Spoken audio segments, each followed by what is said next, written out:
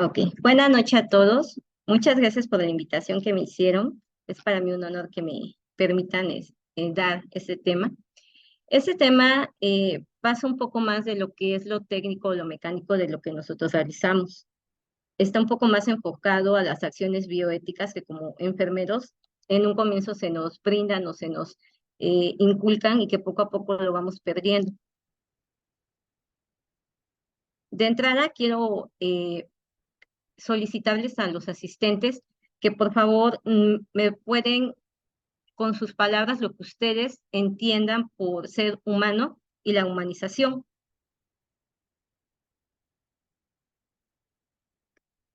Ok. En una pequeña introducción que yo les quiero hacer, les quiero comentar que aunque nosotros tuviéramos un quirófano de lo mejor equipado y más sofisticado conforme a los avances disponibles, la cirugía pues bien no sería lo mismo sin el componente humano, que es el que realmente es el que hace las funciones en el ámbito quirúrgico y en todos los ámbitos del hospital. Aquí nos marca que reflexionar sobre la vulnerabilidad del ser, la sensibilidad, la empatía y la compasión facilita el cuidado y la comunicación dentro de un quirófano, pues en definitiva proponer una innovación humanística equilibrada con la innovación tecnológica del entorno. Si bien todas las personas o todos los que hacemos labores en el ámbito o dentro del quirófano debemos de tener los componentes humanísticos, la enfermera es una de las que más enfocada se encuentra para realizar porque tiene más contacto con los pacientes.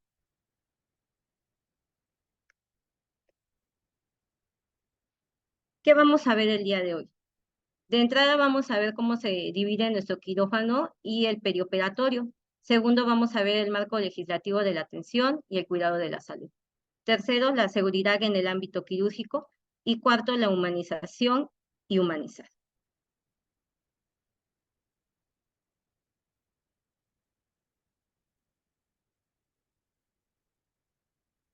La unidad quirúrgica es un área específica del hospital en la que se va a integrar un conjunto de servicios auxiliares de diagnóstico y de tratamiento para realizar las intervenciones quirúrgicas. Propiamente es aquí donde se realiza el acto quirúrgico. Nuestro periodo perioperatorio. El paciente quirúrgico no precisamente es quirúrgico desde el momento que entra al quirófano. Conforme nos marcan las literaturas, nos marca que el periodo preoperatorio se divide en dos, que es el mediato y el inmediato. El inmediato es en aquel momento en el que el paciente decide que se le va a intervenir quirúrgicamente, hasta las 2 horas antes de que entre a la sala quirúrgica. Y el inmediato es el que cumple desde las 2 horas antes de la intervención quirúrgica hasta que pasa a la sala quirúrgica. Cabe mencionar que un preoperatorio puede ser bueno, puede ser de urgencia o puede ser programado. El transoperatorio nos marca qué es el acto quirúrgico. ¿En dónde empieza? Empieza desde que el paciente entra a la sala blanca donde está la mesa quirúrgica hasta que se quitan los campos quirúrgicos y puede salir a la unidad de cuidados posoperatorios. En el posoperatorio podemos encontrar que también se divide en inmediato, inmediato. El posoperatorio inmediato es aquel desde que se cubre la herida del paciente con un apósito hasta que se regularizan o se estabilizan los signos vitales. El inmediato pues es desde que se regularizan los signos vitales y se le da un alta a piso para que acabe de recuperarse o bien a que se recupere en su casa. El objetivo del posoperatorio es obtener una pronta cicatrización de la herida quirúrgica y por tanto pues lograr una recuperación general y óptima de nuestro paciente. El paciente quirúrgico, nuevamente les comento, no es quirúrgico desde el momento que entra al quirófano. Desde antes este paciente recibe atenciones en las cuales se puede ya mencionar que es un paciente quirúrgico. ¿Quiénes son los responsables que están en el área quirúrgica? Pues vaya, el team quirúrgico que cuenta de la ayudante, el primer ayudante, el cirujano, el anestesista, la enfermera circulante y la enfermera instrumentista. Nuestra hoja quirúrgica o bien el checklist de cirugía segura nos marca que también hay más personal que abarca el team quirúrgico.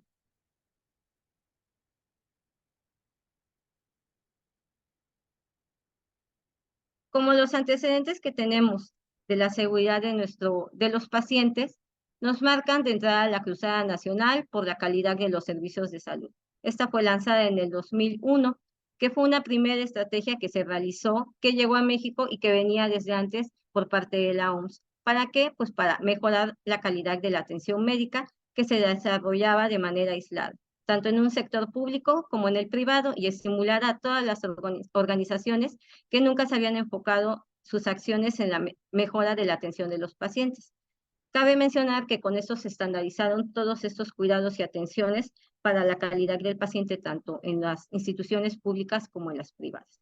Uno de los primeros indicadores que se nos marcó fue el de trato digno, en el cual acá está un eslogan de el tiempo 2001 que marcaba todo lo que se nos recomendaba para el trato digno de este paciente. Decía, sonría para sonreír. Sonrisa amable, trato digno y respetuoso, interés y comprensión, información completa, oportuna y veraz, satisfacción del público, atención efectiva, eficiencia, equidad, innovación y mejora continua y promoción de la participación ciudadana. Bien, ya les había yo comentado anteriormente que uno de los primeros indicadores de calidad que nos marcaba la Cruzada Nacional era el de trato digno, el cual se enfocaba el respeto a los derechos humanos y a las características individuales de una persona. Información completa, veraz y oportuna, y susceptible de ser entendida por el paciente o por quien acompañe a ese paciente, y amabilidad por parte de los prestadores del servicio. Aquí nos marca una atención que nos marca que es más enfocada en los valores y en la empatía del paciente. Pero ¿qué pasa en las normas oficiales mexicanas? Nos marca que el paciente es la persona beneficiaria directa de los servicios de salud.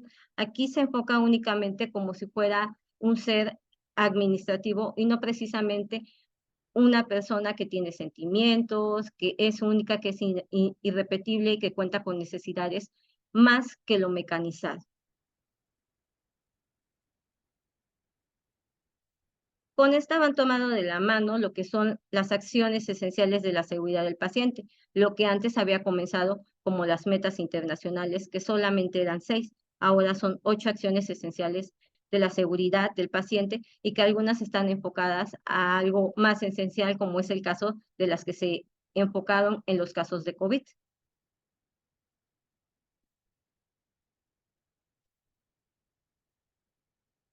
La OMS nos marca que la seguridad del paciente es la reducción del riesgo de daño asociado a la asistencia sanitaria a un mínimo aceptable. Ya no puede ser un mínimo aceptable porque no hay cómo justificar que haya errores en la atención a la salud. Ya tenemos muchas capacitaciones, tenemos muchos documentos que nos llevan de la mano para hacer lo mínimo que debe de llevar un paciente.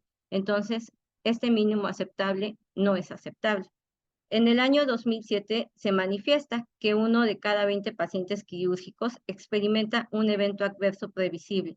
La mayoría de estos están enfocados no precisamente en la técnica quirúrgica, que es a lo que los pacientes van al momento cúspide, sino que está enfocado o que es más la causa el perioperatorio, o sea, bien los cuidados que se le realizan al paciente.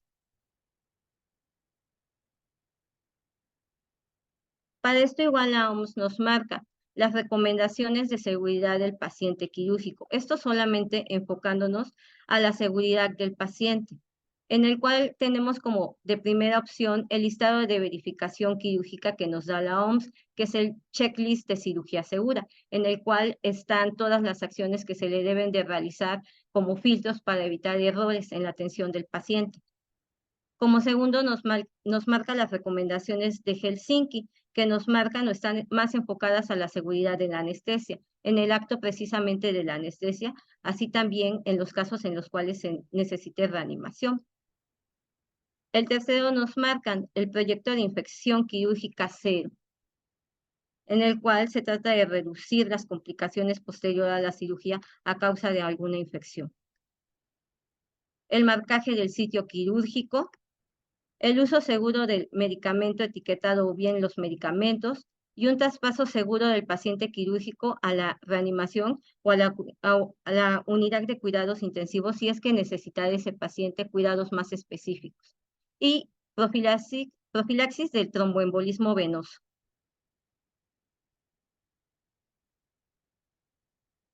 Al igual se agregan otras medidas de seguridad específicamente de enfermería, en las cuales encontramos el posicionamiento quirúrgico como primera instancia, en el cual bien se enfoca o se nos pide que se acomoda el paciente en la mesa quirúrgica de una forma correcta, el que también se pueda evitar el daño bien de úlceras por presión o bien el riesgo de caídas, y así también la movilización correcta del paciente al trasladarlo hacia la área blanca o bien cuando sale de esta área blanca.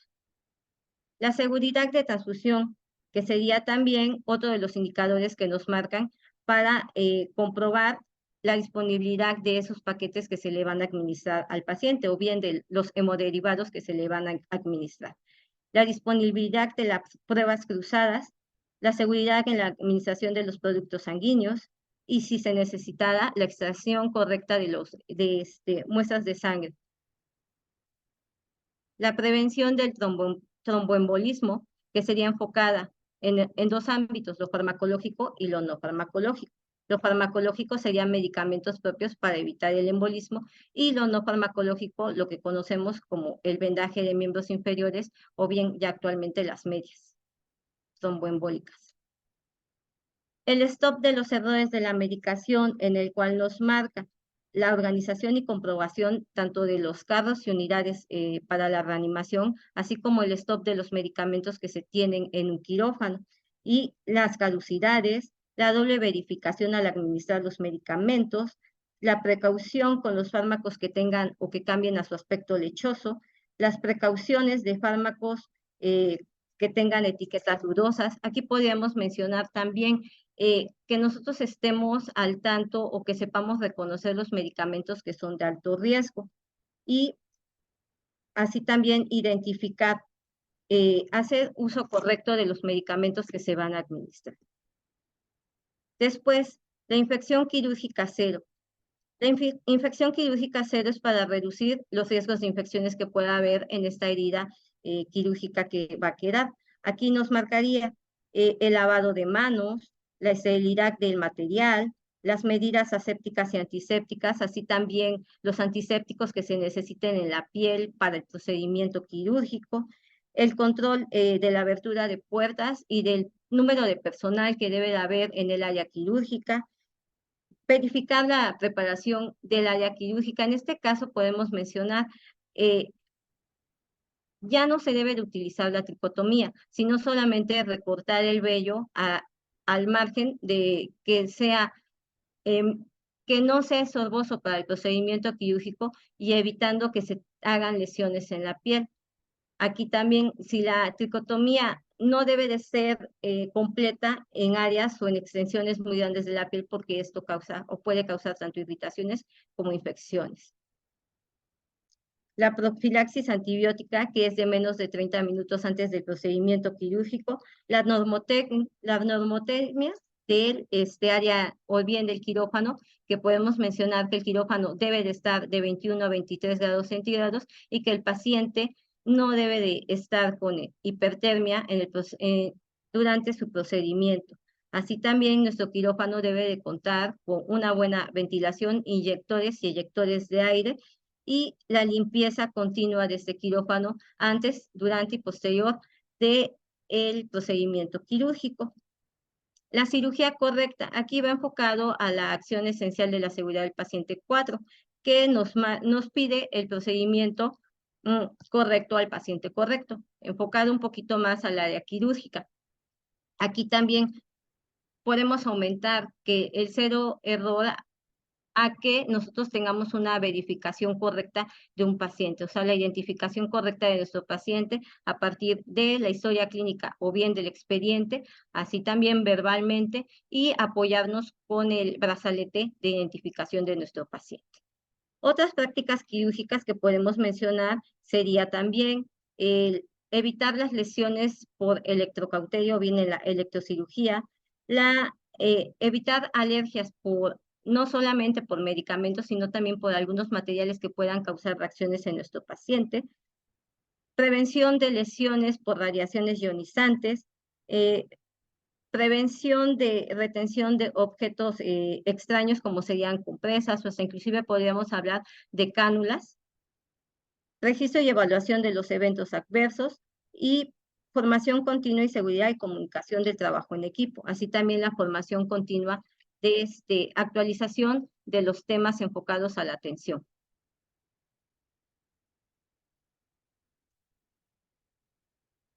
Antes de seguir con el tema, me gustaría saber qué es lo que piensa eh, las personas que nos escuchan o que me escuchan, qué es para ustedes el trato humano, bien sea humano o bien sea humanizar.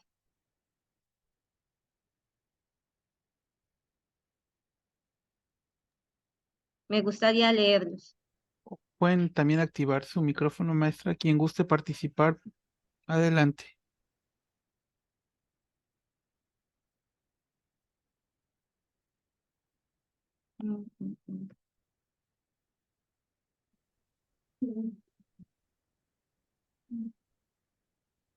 Sí, le escucho.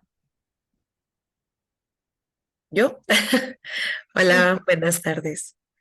Bueno, pues mi criterio personal sobre el trato pues humano o humanista es, no sé realmente si ponerte en el lado del paciente o de la situación del paciente porque no lo estás viviendo, pero sí tener esa empatía, esa calidez, esa paciencia, o sea, un trato digno, efectivamente, sin prisa, sin desesperaciones, sino darle como la calidad de tiempo e ir más allá de lo técnico, e ir más allá de lo que nos enseñan en la escuela, o sea, no sé si es correcto o no realmente, pero sí enfocado más en la emoción y en lo que está sintiendo el paciente en ese momento, no precisamente sobre la patología, sino sobre más allá. No sé si me expliqué muy bien o me enredé. No, sí, sí te entendimos. Sí la entendimos. ¿Alguien más que quiera participar? Tenemos 2 comentarios en el chat, maestra. Ok, las veo. A ver, se los leo si gusta. Uno, nos dice Cindy Hernández, desde mi perspectiva, un trato digno en un marco de respeto a la vida, salud o enfermedad del individuo. Dafne nos dice, es el trato que se le da al paciente desde que ingresa hasta que se recupera de manera digna y respetuosa. María de la Paz nos dice, el trato humano es ser empático con el paciente, ponerse en el lugar del paciente, lo que nos gustaría que cómo nos trataran. Esos son los comentarios. Ok, muchas gracias a las personas que participaron, que pusieron sus comentarios y a Carla que dio su opinión verbal. Bien, nosotros lo que acabamos de ver anteriormente es todo lo mecánico, todo lo técnico, lo que se estandarizó para que todos hicieran para una atención propia mecánica hacia un paciente. Pero enfocándonos a la humanización, humanizar, todo esto parte ¿de qué? De que para empezar, la esencia de los servicios o bien de la atención de la salud es el ser humano. Aquí podemos ver que es prioritario humanizar la atención o los servicios de la salud, porque bien la esencia, como la acabamos de mencionar, es el ser humano. Esto va tomado de la mano de los principios bioéticos que nosotros en un comienzo, desde que empezamos en la licenciatura o como técnicos, nos marcaron indefinidamente y vaya, poco a poco, conforme empezamos la práctica, se nos van olvidando. ¿Por qué? Pues por la carga de trabajo o porque poco a poco se nos olvidan todas esas enseñanzas que no precisamente son mecánicas, pero son cosas que deben de nacer de la naturaleza del enfermero. Los principios bioéticos nos marcan la autonomía del paciente, la justicia, la no maleficencia, y la beneficencia hacia este paciente. Bien, en el origen de las instituciones sanitarias surge precisamente de la necesidad de que alguien atienda a la persona enferma. Y la naturaleza de la enfermera, que es un eslabón muy importante en los hospitales y en la atención de la salud, es el cuidado. Nosotras las enfermeras vivimos para cuidar.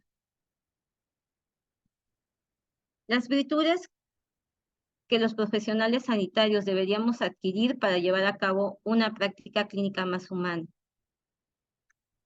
Benevolencia, respeto, cuidado, sinceridad y amabilidad. Una cosa es ser sincero con amabilidad, y otra cosa es ser sincero grosero. Muchas veces atendemos a los pacientes de una manera grosera y creemos o pensamos que por ser sinceros, eso es lo correcto. Está bien comentarle a los pacientes lo que es verdad sobre su atención, pero no precisamente tenemos que ser groseros hacia la atención.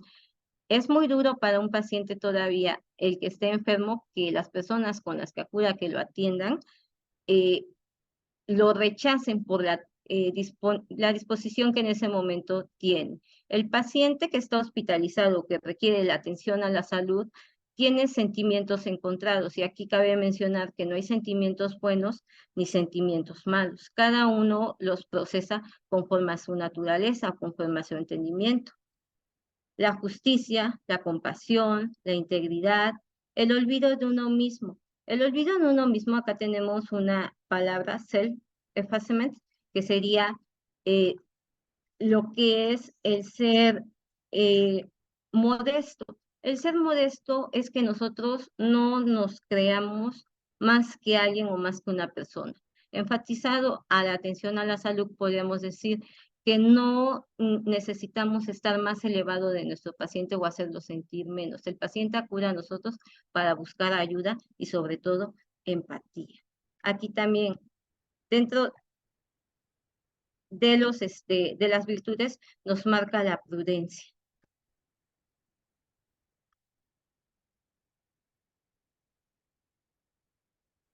Una atención humanizada es aquella que une la técnica con el apoyo empático a nivel psicológico y a nivel de los sentimientos con el enfermo, como ustedes ya lo habían mencionado en sus opiniones. La humanización es conocer y respetar la dignidad de uno mismo para poder entender las necesidades y limitaciones de los demás, conocer sus ideas y sus fines para poder proporcionarle los medios necesarios para conseguirlos.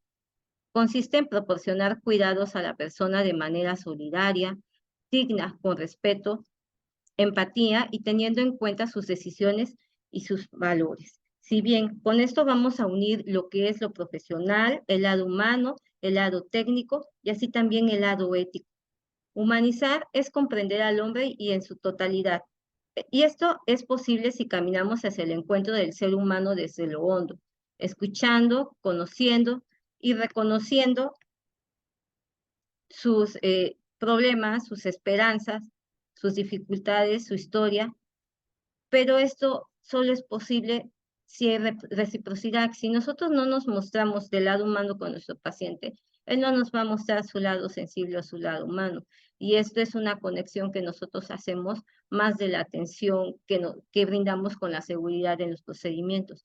Eso es más que nada la satisfacción emocional que se lleva el paciente de nosotros. Así también, humanizarnos para humanizar.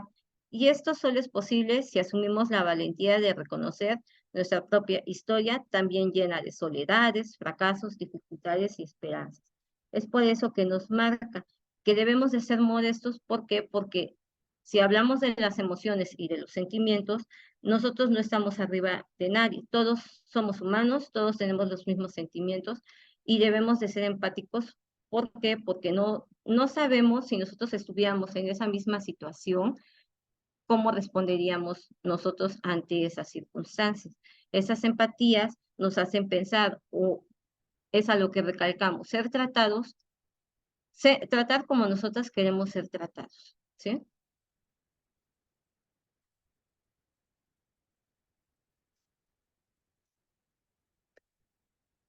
Tener compasión de un paciente y de sus familiares es entender su sufrimiento y desear ayudar a resolver.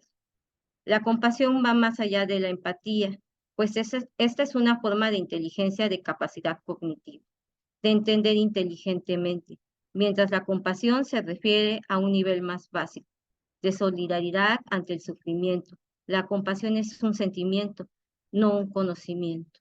Así también, retomando una frase del Principito, lo esencial es invisible a los ojos. Nosotros no podemos dar una atención integral y ver a un paciente de forma holística si no somos empáticos con él. Esa es una clave muy importante que nos marca sobre la humanización. La humanización no solamente es ver al paciente desde el lado mecánico de las atenciones, es también verlo del lado sentimental para poder ganarnos nuestra confianza y que él confíe en nosotros para las decisiones que él también pueda tomar. La humanización no abarca solamente el quirófano, abarca muchísimas áreas, pero el quirófano es un lugar de choque donde el paciente es más susceptible.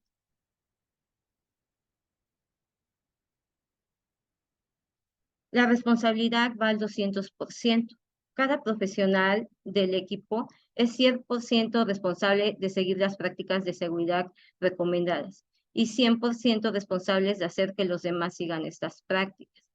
Esto sería el ámbito técnico o el ámbito mecánico, que lo mencionamos en un principio para la seguridad de la atención en los procedimientos, pero enfocándolo hacia la humanización del paciente, podemos mencionar que debemos cuidar como nos gustaría que nos cuidaran, y si es con una sonrisa, es mucho mejor. ¿Alguna pregunta que tengan?